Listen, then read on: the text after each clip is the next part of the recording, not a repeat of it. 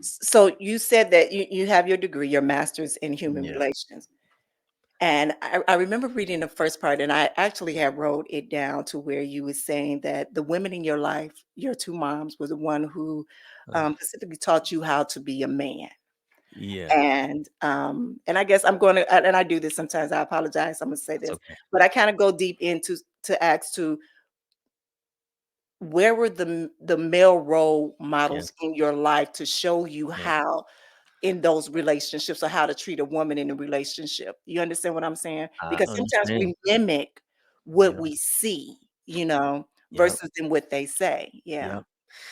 I think a lot of men of my generation and many generations, we were really raised by our moms. Mhm. In my case, my father left when I was 4 years old and was mostly not a part of my life. I didn't really get to know him again until I was an adult in my 20s. Mm. And honestly, what I started, what I, when I, so he lived like a fantasy in my head. He wasn't a reality. I had this fantasy of a father in my head. And Mhm. when I actually met the man, I did not like him. Mm. So that's a whole other trip.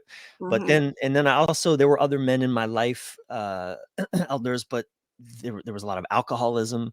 So like these men were not able to hold a stable presence for me to give me a model of manhood that I could aspire to. If anything, what they taught me was a model of manhood that I didn't trust, that Mm. didn't feel good in my body as a boy. And so I think a lot of us men, the role models we get, it's one of two extremes. It's the dominating tyrant that will compete and conquer and it just seeks to own everything. Right. Mm. And on the other extreme, though, we get the weakling, impotent pushover role model, the nice guy. Yeah.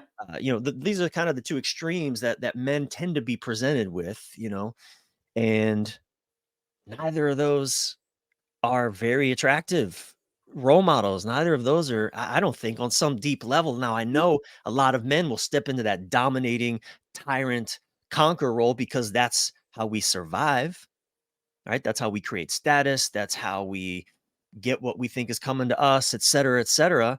But that runs its course pretty fast.